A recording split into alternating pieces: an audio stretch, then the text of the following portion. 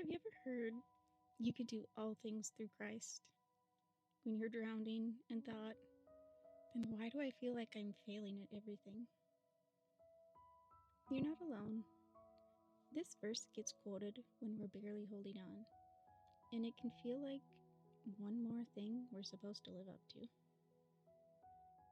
Here's what happens. You're juggling more than what feels humanly possible. Maybe your spouse lost their job and you're working extra hours. Maybe you're caring for aging parents while raising kids. Maybe chronic illness or single motherhood or special needs parenting has become your everyday reality. And someone with the best intentions reminds you you could do all things through Christ who strengthens you. But instead of comfort, you feel pressure. Because if you can do all things, why are you struggling with these things? Why do you need help? Why are you so exhausted? Here's the truth that changes everything. This verse isn't about accomplishing your to-do list. It's not about being more productive, achieving more, or being superhuman.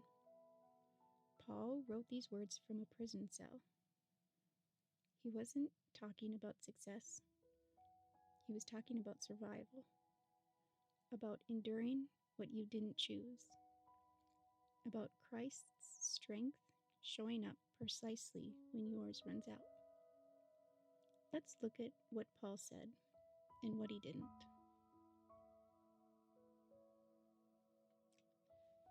Philippians 4:12-13 says this: I know what it is to be in need, and I know what it is to have plenty.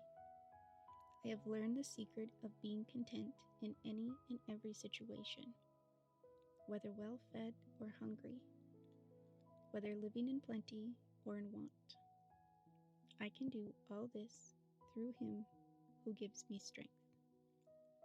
The Apostle Paul wrote this letter to believers in Philippi, a church he deeply loved, who were facing persecution and uncertainty about their future. But Paul wasn't writing from a position of comfort. He was writing from prison, chained to a Roman guard, unsure if he would live or die. When Paul says, I can do all this, he's not talking about achieving dreams or crossing off goals. He's talking about enduring hunger and plenty, need and abundance, suffering and joy, whatever circumstances God allows. He's saying, I can survive what I didn't choose, and I can keep going when I want to give up. I can find contentment even when life is hard. This isn't a verse about accomplishment. It's a verse about endurance, about Christ's strength carrying you through what you cannot carry yourself. And here's what this means for you today. Christ's strength doesn't mean that you never struggle, that you never need help, or that you can never say no. It means that His power shows up right where your power runs out. Do you think you have to handle everything because Christ gives you strength? You don't have to be superhuman to honor this verse. God doesn't ask you to do everything, just to trust Him through anything. There's a difference. Christ's strength isn't about never needing help. It's about His power showing up when you've hit your limit. Paul wrote this verse from prison. He's talking about survival, not success. Admitting I can't is the doorway to Christ's can. You are allowed to need help, to set boundaries, and to say no, even with Christ's strength available to you. Come weak, come overwhelmed, come exactly as you are. That's where His strength meets you. If you needed to hear this today, type amen in the comments below. Let's bring this to the Lord together. Let's ask Him for the kind of strength that's real, not the kind that pretends that we don't have limits. Father, we come to you feeling the weight. Lord, we come to you exhausted. We're carrying more than we ever imagined we'd have to carry.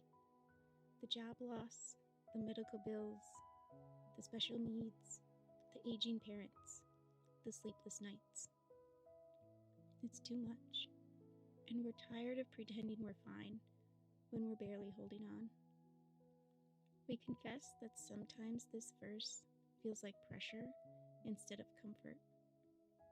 When people tell us, you can do all things through Christ, we hear, you should be able to handle this better. You should need less help.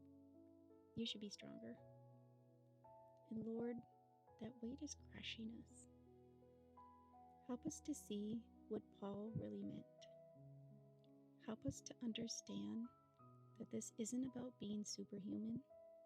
It's about surviving what we didn't choose, with your strength holding us together. Give us permission to admit we're weak, because that's exactly where your power shows up. We know that your power is our strength. You don't ask us to do everything. You ask us to trust you through anything. Remind us that needing help doesn't mean we lack faith. It means we're human.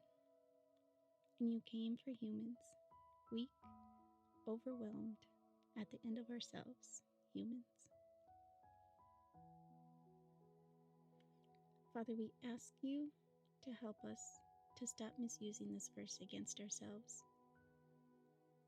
Help us to stop believing that Christ's strength means that we never struggle, that we never need to set boundaries, and that we can never say no. That's not what Paul experienced in prison, and that's not what you are asking of us.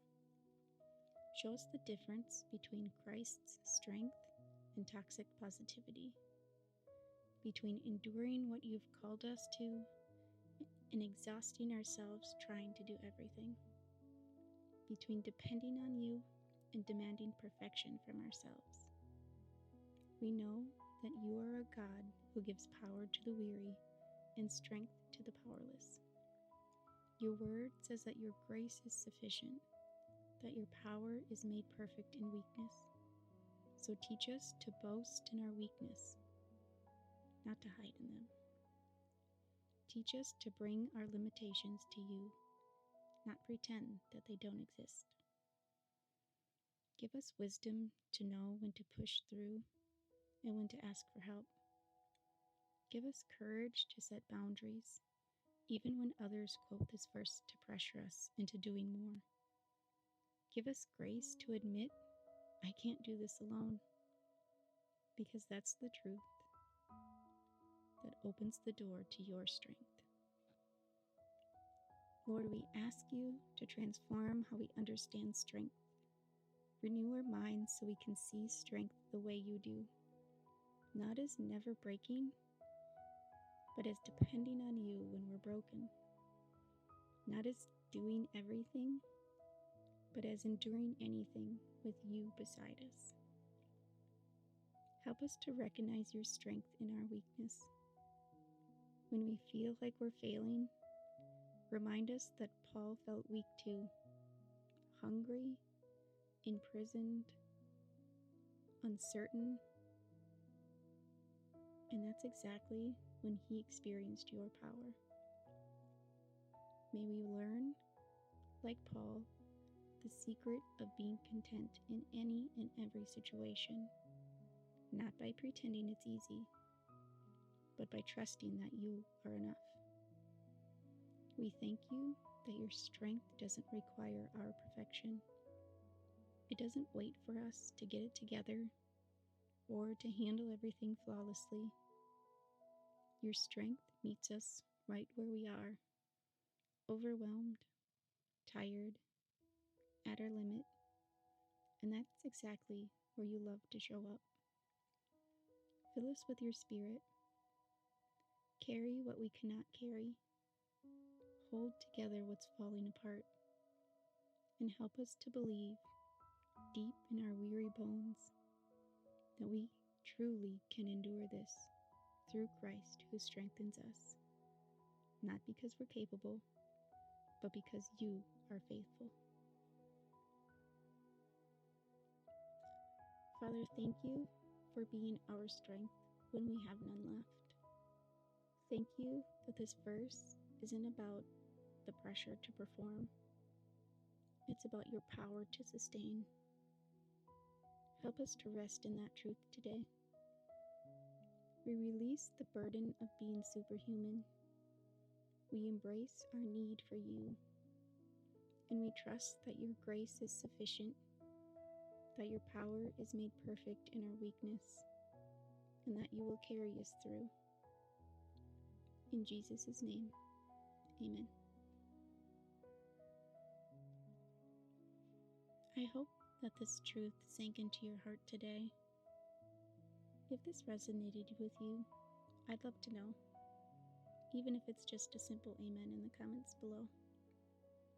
I'll be praying for Christ's strength to meet you in your weakness today.